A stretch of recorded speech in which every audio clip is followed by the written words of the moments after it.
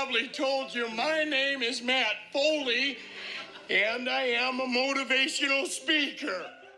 From Saturday Night Live to hit films like Black Sheep and Tommy Boy, Chris Farley is widely regarded as one of the defining comedians of the 1990s. That guy in a little coat. Don't. That guy in a little coat. But behind the fame and larger-than-life humor, Chris privately struggled with substance use disorder. In 1997, he died at age 33 from an accidental overdose of cocaine and morphine. When he was in active addiction, there was the shame and stigma around that. Especially back then, I'm sure. I mean... Oh, yeah. So, we didn't want everyone to find out about that. And then he became, we had to protect his career on top of that. And there was like that, then that kind of doubled down on that shame and stigma. It's like, now we really have to keep this a secret. That's Chris's brother, Tom Farley, our guest on this episode of Grieving Out Loud. He knows firsthand what it's like to hide what you're really feeling and how that can fuel addiction. He not only watched his brother struggle, but he went through it himself, often covering up his pain with humor, just as Chris did. We can be in the middle of this huge crowd and all the attention's on us, but feel isolation more deeply than anyone that was not truly by themselves. It's a level of isolation that you can't describe. Like on the surface, it looks like that person isn't in isolation. Look at all the attention they're getting, but we are. In this episode of Grieving Out Loud, Tom shares his story, what he's learned about overcoming addiction, finding real happiness, and why it's so important to be true to your authentic self. He also talks about how he's helping others stop hiding their emotions behind things like humor, anger, or alcohol. This is my authentic self. Take it or leave it, and this is my story, and I have to be honest about it. I have to get past the fear, and I have to be vulnerable.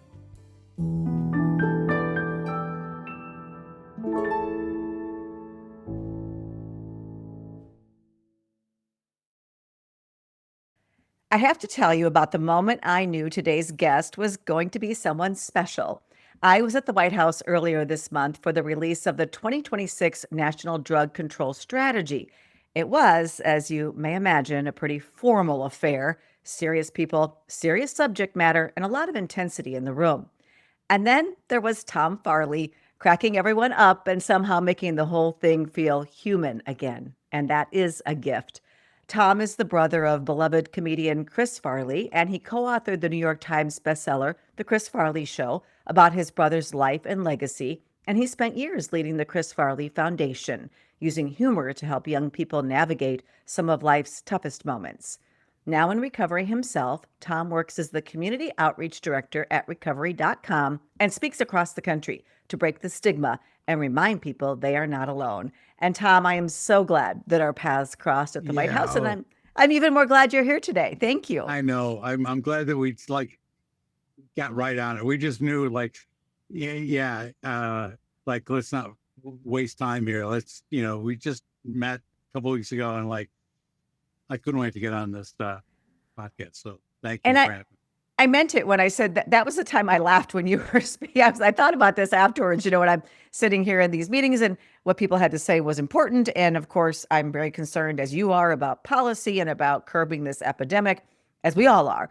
But you did make me laugh. So thank you for that. And I think I needed that. We're all a little tense. We all need that. Yeah. Yeah. Yeah. That's the only language I was brought up on. So, Tom grew up in a large Irish Catholic family, with his father's side from Wisconsin and his mother's from Boston. That upbringing gave him plenty of material for comedy, but it also shaped how he understood and often expressed emotions. Emotions are tough, especially if you're from the Midwest and also Irish. All the tough ones we like to bury. And so we use humor as our coping mechanism. Whether somebody was happy, we laughed, or stressed out or angry, we laughed.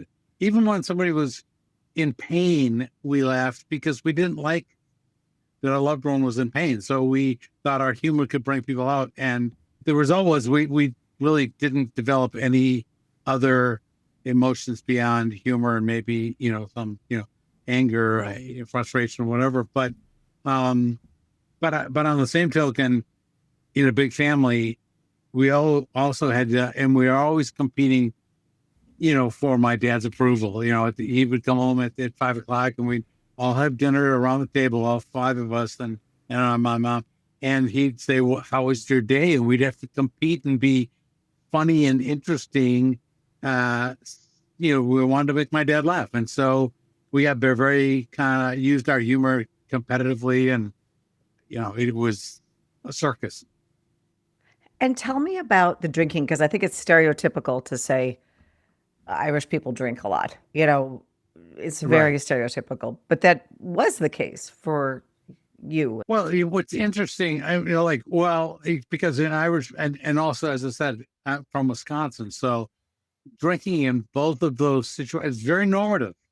It's part of we think it's part of our identity that if you're Irish, you're supposed to drink. If you're a Farley, you're supposed to drink, because I've learned that this goes back generations.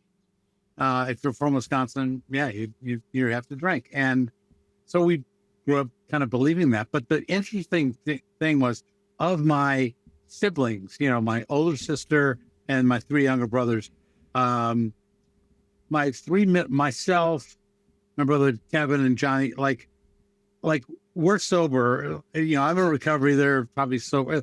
We stopped drinking because that was derailing us. My sister Barb kind of 2 glasses of wine, and that'd be enough for her.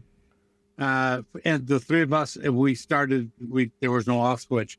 And then you had Chris, who, it wasn't just an off switch. It was something harder, stronger, whatever trauma he thought that he had, it just, he couldn't turn it off loud enough. Does that make sense? I do think there are so many people with such talent, and I think Chris was on that spectrum, of just being so talented, right? There's also a propensity to use substances, whether that be an artist. I mean, we've seen it for ages, Right. right? Whether that be a musician, an artist, a comedian. Was there a certain sensitivity, do you think Chris had, that he was masking Oh, or covering up? well, absolutely. Well, actually, it was the opposite. And I found this out as I got into recovery myself, and I started applying it for myself. I'm like, Chris was definitely the same way. And it's an anecdote. I say that we could be in the middle of a room, a bar, if I'm honest, in the middle of a bar, surrounded by people, center of attention, making everyone laugh, and not feel more like we're standing on the surface of the moon. It's like we're giving everyone what they want, and in Chris's case, was really good at making people laugh and bringing what he joy, but also knowing that, like, they're not seeing me. They think I'm just this, clown. And, for me, I was like, I'm actually more than that. I'm actually pretty smart. And for Chris, he was just very caring and very, but nobody ever saw that. And I think the only way, at least for me, and I'm sure it was for Chris, the only way to deal with that hollow feeling that nobody saw who we were, or that we were too fearful of showing our authentic self, we just numbed it, drowned it, drank. I think that's the story for so many people, whether they're Oh, famous or not, whatever. yeah. It's weird. It's weird. It's just that, like, we can be in the middle of this huge crowd and all the attention's on us, but feel isolation more deeply than anyone that was truly by themselves. It's a level of isolation that you can't describe. Like, on the surface, it looks like that person isn't in isolation. Look at all the attention they're getting, but we are. And I've heard people say who have suffered from substance use disorder that once they smoked that first joint, tried that first drink, whatever it is, that took away those feelings, those uncomfortable feelings, and they were able to feel normal. Do you feel like that was the case for you, maybe, and your Well, brother? no, I for me, and again, probably for Chris too, is um, because we wanted connection, we wanted people to like us and all that kind of stuff. We went into every environment that we went to and tried to connect that way. We tried to be somebody inauthentic because we wanted connection. If you're a mom who has lost a child, I want to tell you about something close to my heart. Some dear friends of mine, mothers who have also lost children to fentanyl poisoning or overdose, are hosting the Sisters of Strength Warrior Moms Retreat this October 9th through the 11th at beautiful Wildwood Hills Ranch in St. Charles, Iowa. This is a weekend created by grieving mothers for grieving mothers. You'll spend time in nature, ride horseback, hike, paint, and create keepsakes in memory of your child, all alongside women who truly understand the depth of a mother's love and the weight of her loss. This weekend isn't about forgetting. It's about remembering with love, honoring our children's legacies, and discovering that even in loss, we rise together as warriors, as mothers, and as sisters. Please join us. You'll find the link and all the details in the show notes of this episode. I hope you'll consider giving yourself this gift.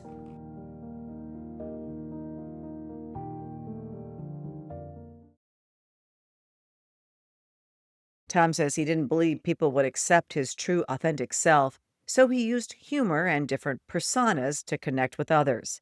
He would also adjust who he was depending on the situation, especially during the transition from growing up in Wisconsin to attending Georgetown University.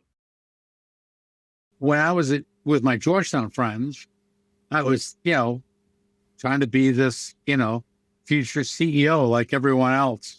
They all actually became CEOs. It's kind of, but yeah. So then when I came home to Wisconsin, I was like, hey, where's the fish fry? Let's be this Wisconsin guy. And no matter where I was, I would be that person, which wasn't me. Did you even know who you were? Did you even know who you No. were? Oh, Yeah. well, let's put it this way. I didn't want to find out. I was afraid that, what's if people don't like that person? What's if I don't like that person? And I think families do that too, is you create this image of who we are. And I grew up in that too. Like, we're the Farleys and we had to be like this group. We're all the same, which is my brother Johnny described it. We were like those Russian dolls. Like, we came in different sizes, but we all had to look the same.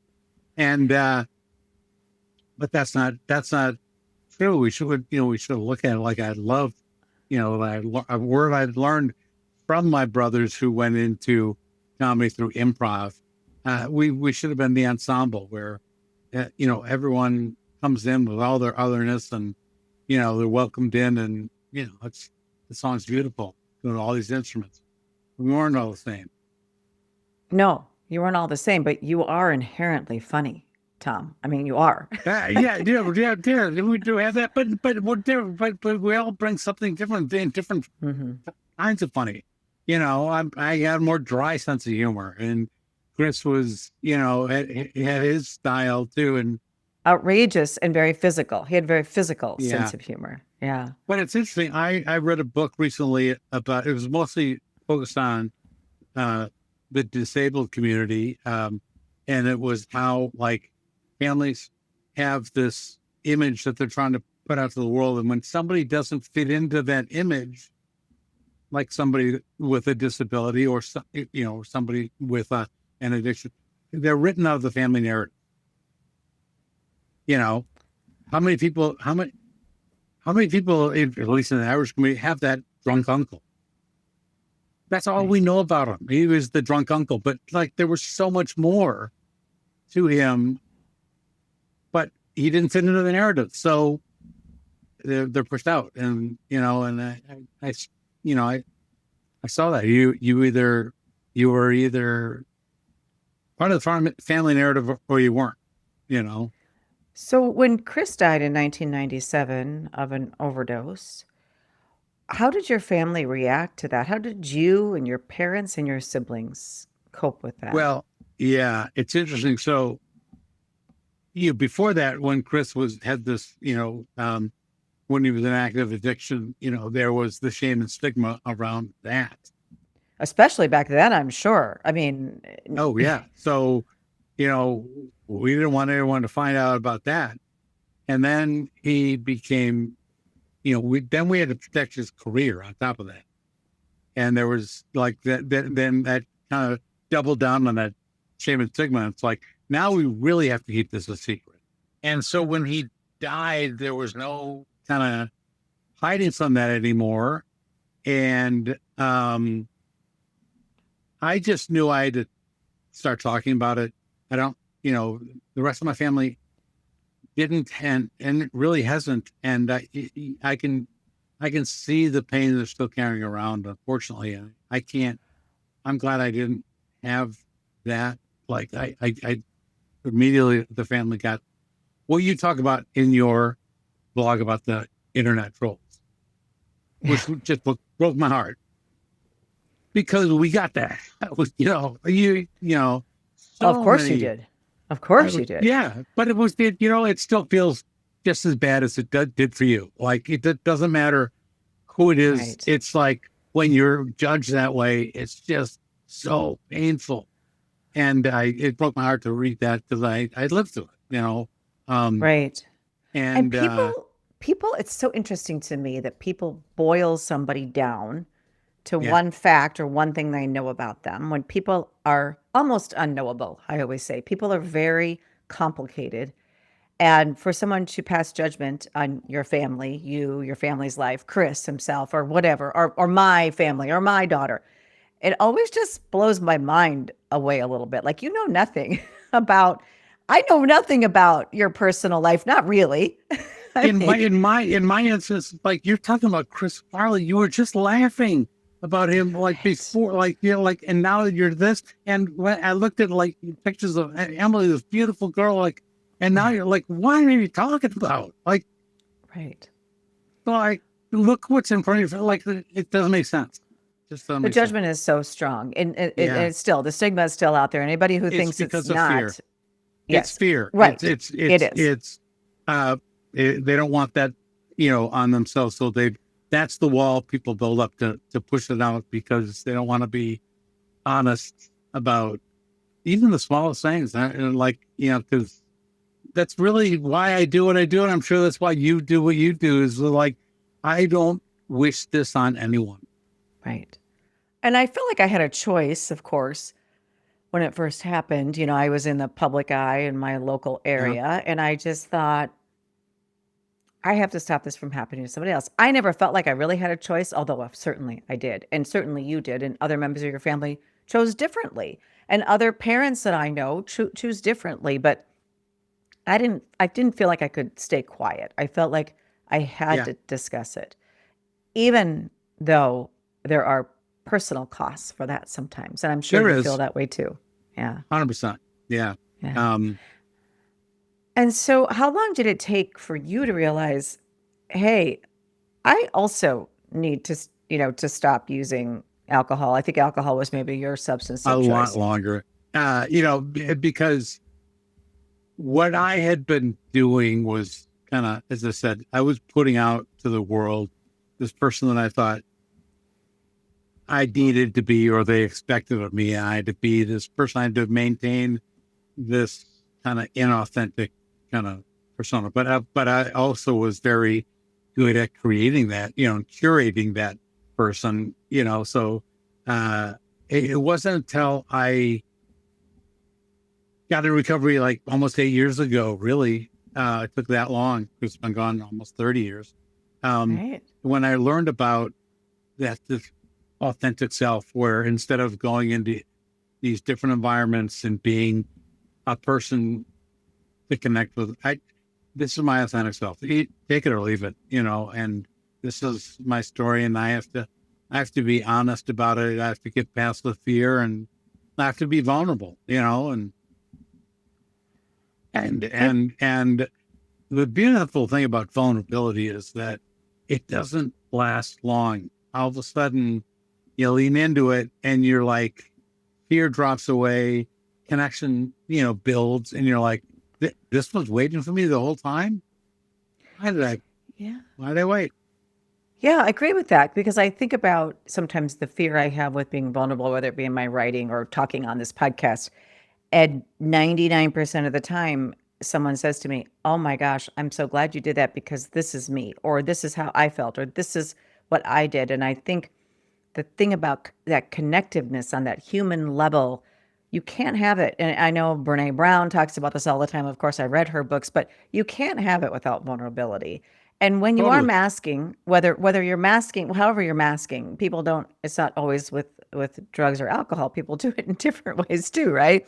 But whatever you're masking with, once that mask falls away and you are vulnerable, I think most of the time. Now you can't be vulnerable with Yeah, everybody, but most of the time you're rewarded for it, right? totally. And actually, that's my favorite joke. I say as a guy, like, I read one Brene Brown book, and that was the after that. I was like, you want me to cry? I'll cry. I'll be vulnerable. I'll stay in the arena. And I laugh about it now, but it's my life now. And, I used to go and do a lot of talking about somebody else's addiction, talking about Chris. When I started to be honest about my own story and tell my own story, it was really the best.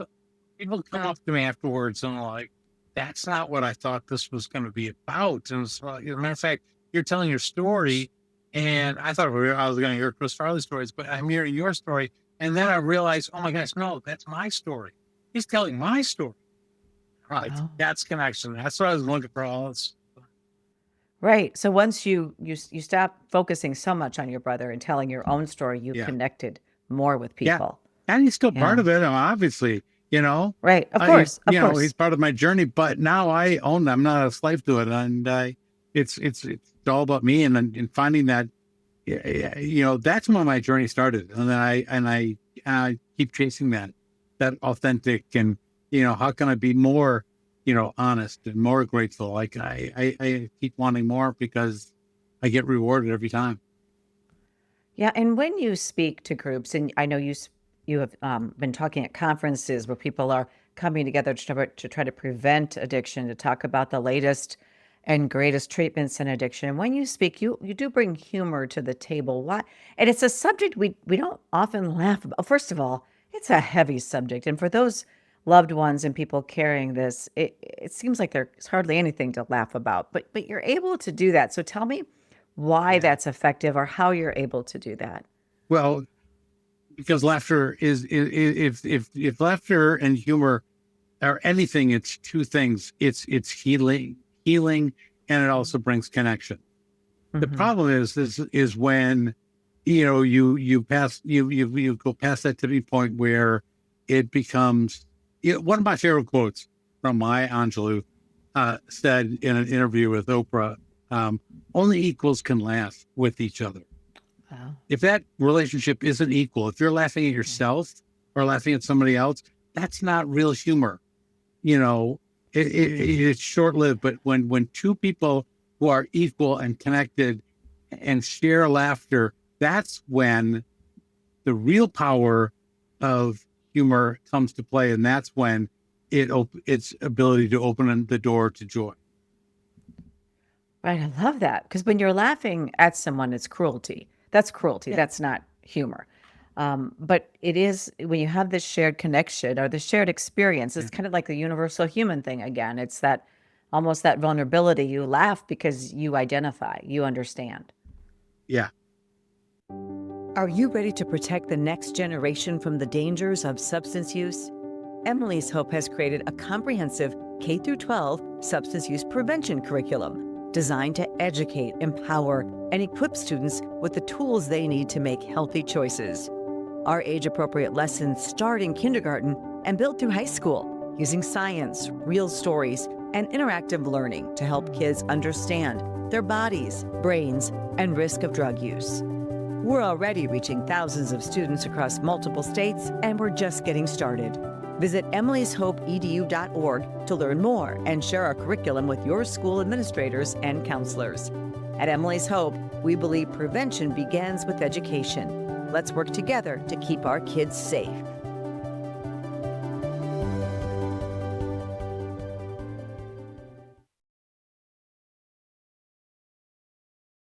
A lot of people, they laugh at, my addicted self. These stories. And I just want to share laughter with people. I don't laugh at myself or the disease or, why would I laugh at those things? I just, seek joy together. I don't know. And tell me a little bit more about recovery.com and what you're doing over there. Sure. It was amazing. It started out as a treatment finder. Two people who started here in Wisconsin, in my hometown of Madison. I'd never even heard of it. And it started out with these guys seeing that the barriers to treatment, there's so many barriers now. The only way that people got referred to treatment, it was by who's got an open bed or what insurance network are you in. That was the only criteria. And they said, let's create something that's patient focused. It's like, what do you need? And, whether it's, mental health related or substance related, like it's still, it comes in different, forms for everyone. And so they kind of created this, let's find you the right place. And then just as I came on board, right, actually before I came on board, they bought the domain name recovery.com. They were something else before. And these guys who aren't in recovery that founded the company said, oh my gosh, now we have to be recovery. Like we have to honor. And so we started to be more than just a treatment finder. We started to do podcasts and do all this content about, what is this? What are these issues and diseases? What, or simple questions like, what does my insurance pay for? Or what if I don't have insurance? Or what is this DBT therapy? People keep telling me that. And the point is like, usually you're pushed into treatment. Your family tells you how to go, your doctor, you had an intervention.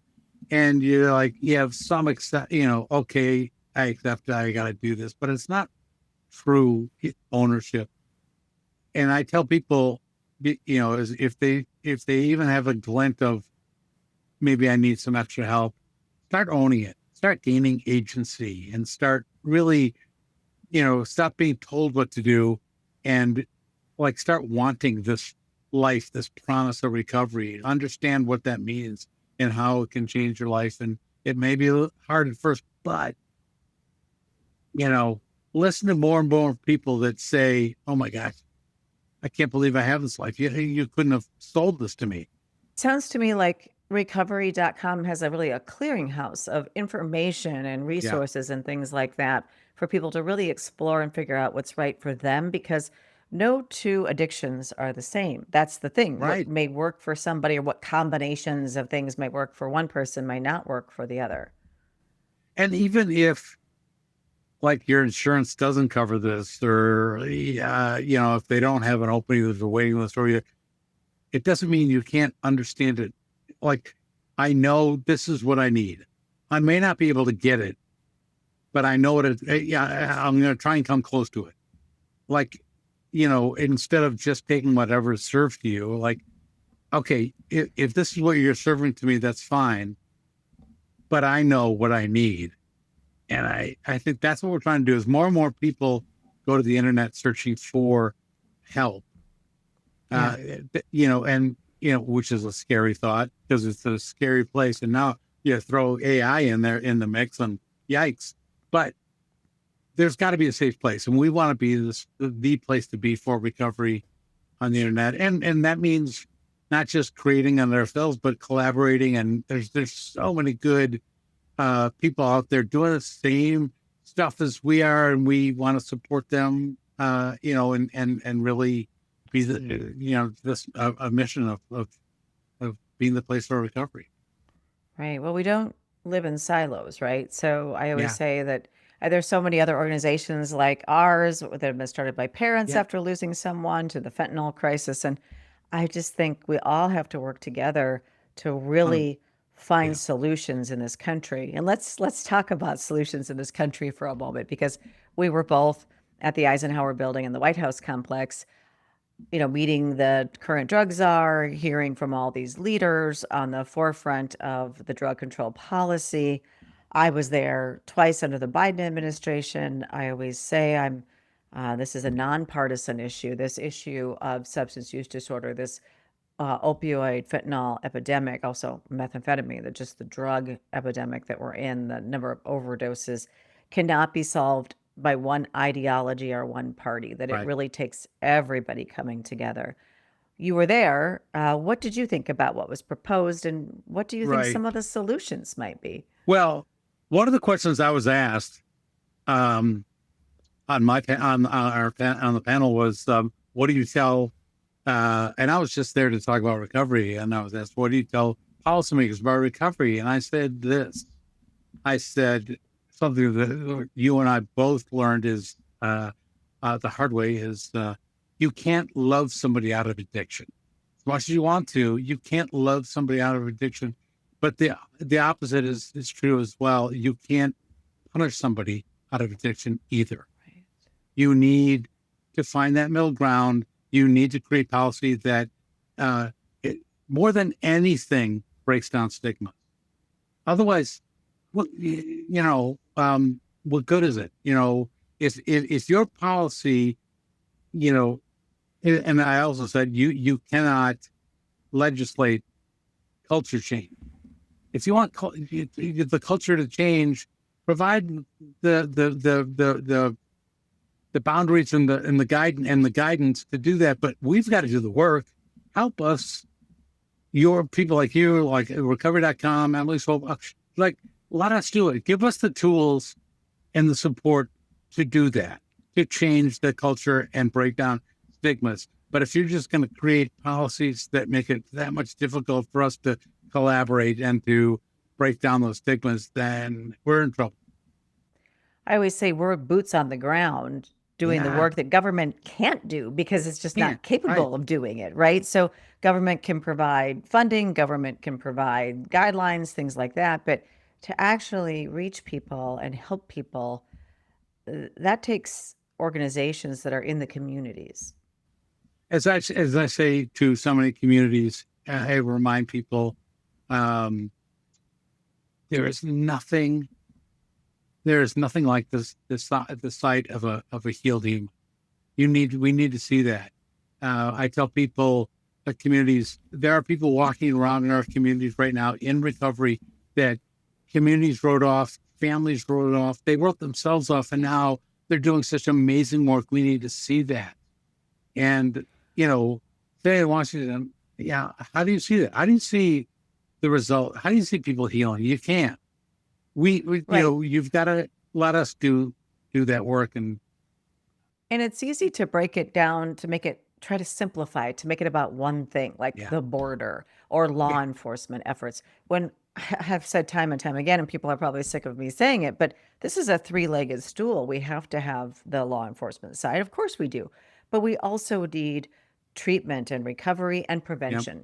I put treatment and recovery in one leg of that stool and prevention efforts in Well, the those third. three So, panels that we had in Washington, we had the law enforcement, we had the demand reduction, and we had faith. Those are right. kind of like, that's And what was beautiful about the faith panel, I thought, was that there was representation from many different faiths. There that was was the most Muslim diverse representation, panel that we had. Yeah, Jewish, that was, yeah, Christian, Catholic, all of it. I mean, Christian is Catholic, but you know what I mean. There was a priest on yeah, there. But yeah, we that's what, and I was pleasantly surprised to see that actually, that there were many different voices represented. yeah, yeah, And I actually heard someone on that panel say, we also believe in science, which we need both. We need to yes. have the faith So option for people, and we need to have the science. So let's do it all. Why can't we do it all? Why do we want to eliminate one part of it, or certain groups want to eliminate one part of it, or make it all about one thing yeah. when it's never that way? It's funny. When I first got into recovery, I was like, my joke was, I was a lifelong Catholic. I still take my 90-year-old mother to church every Sunday. I'm like, I only have to learn 11 steps. This is great. I already had one. Well, I'm like, I got in there like, oh, this has nothing to do with my religion. Like, uh, it opened my eyes to all of that. Like, connection is connection, and you've got to be open up to, start there. How you're connecting, and that faith band really demonstrated that. Like that was connection, and that was beautiful. Yeah. And so what keeps you in recovery? Connection. As I said, I in my authentic self, I'm just so comfortable with who I am now, and I get to, just connect with so many people. As it's funny. I used to say, I was brought up with this feeling of, my people were all people that grew up in my neighborhood, went to my schools, my country club, my church, who voted the way I did. My people were all white, no tattoos, had all their teeth. And I've learned in recovery that I've spent enough time in church basements. That I look around, it's just such a diverse group, a lot of different stories, a lot of tattoos, a lot of people with half their teeth. But I've never felt a sense of belonging, such a sense of belonging than ever I have in my life, and finding connection that same way. And so, man, I chase that. That's what keeps me around, like that feeling. Wherever I have this sense of belonging, and feel it, I stick pretty close to that. Yeah, I hear you saying shared experience really makes that connection. And I can relate to that with our support group of people who've lost a loved one to Yeah. addiction or overdose. We've all been through this that other people can't understand, right? And so, really, there is a sense of connection there. You instantly know, and you know that person, and you can have empathy in the way that you can't with Yeah, but someone else you know who. what I've always said though, I can, and it's gotten a little bit better, but I can talk to anyone that's lost a sibling or a loved one or a spouse, or to this season. I get it. I have empathy. Like we connect. With one exception, it's always been hard to talk to a mother. Hmm.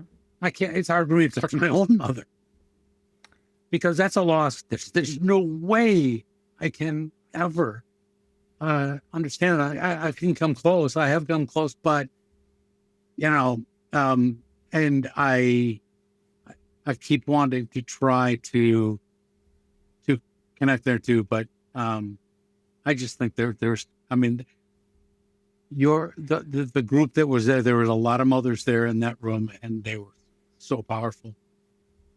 Yeah. Well, there is something about, you know, a mother and a child that really, I guess people can't understand unless they are the mother. And so, So yeah, well, somebody said I heard somebody when I was when my kids were quite young, and it just hit me is I don't know where I heard this, but they said fathers have to learn to love their children. And I went, what? Like, no, you have to learn like that. Mothers don't. I mean, that's a given. That's that from the get go. That love is always there. Fathers have to learn that. And I would agree with that statement. Yeah, I would agree with that. And then, yeah, do you ever feel? I mean, Chris had such a big personality, a big life in this short 33 years, and a very public death that has been talked about for many years since. yeah. Do you ever feel overshadowed by that? I used to try to. To be honest, when I first started going out and talking and telling Chris's story, it was really to maybe partly to prevent it either being overshadowed or to continue that kind of attention that Chris, had that ability to give. But, it's the same thing. It's not true, and it's not authentic. So yeah, I definitely did that for whatever reason. Even though I was doing good, it wasn't for the, truly for the right reasons until I started doing it for myself. And now that I'm telling my story, like not even close, like now people are coming up to me like because of me, Right. And I didn't think I'd ever step out from under that shadow. I always had that ability, so yeah, it's still trying to be as funny, not even coming close though.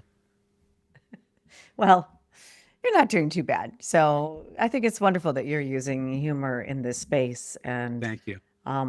and your brother's name probably gets you in the door still to Oh, places. absolutely.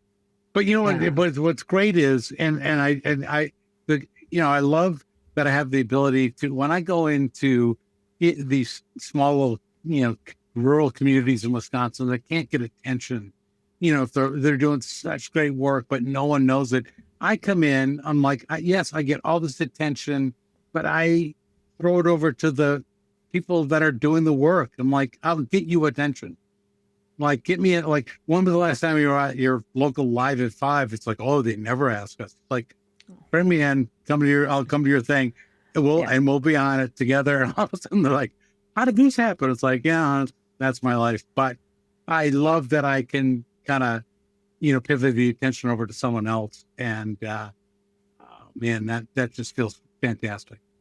Yeah, I completely understand that, because I really like to have other members of my team get attention. Oftentimes I'm the voice and face of this organization. So, oftentimes it has to be me, but whenever I can get it onto Yeah. someone else, I'm more than happy to do that.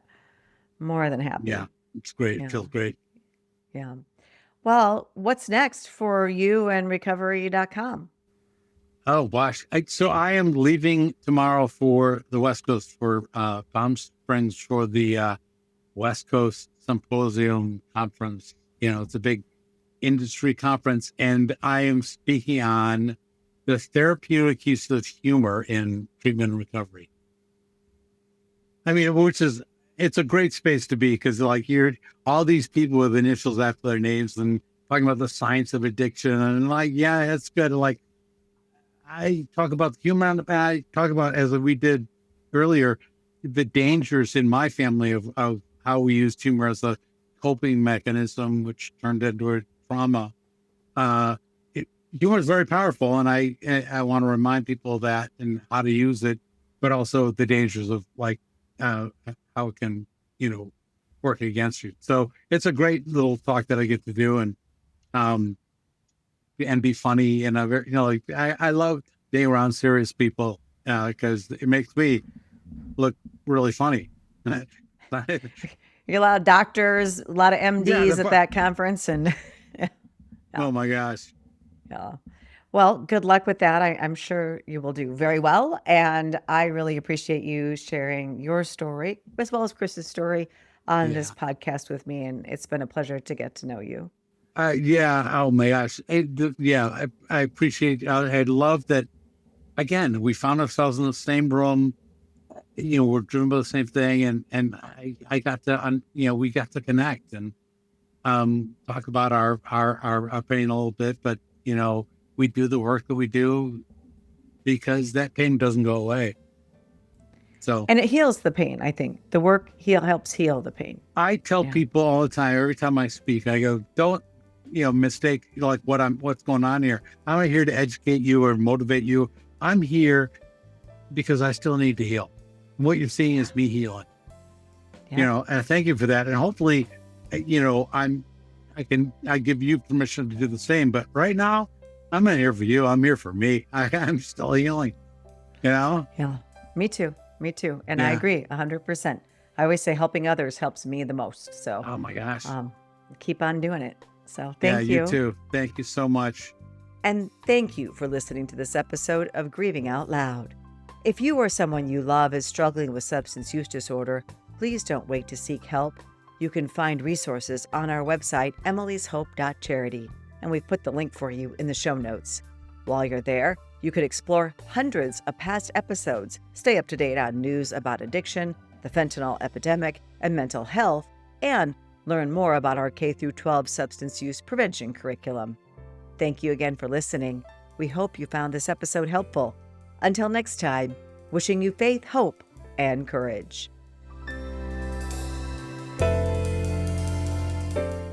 This podcast is produced by Casey Wonenberg King and Kaylee Fitz.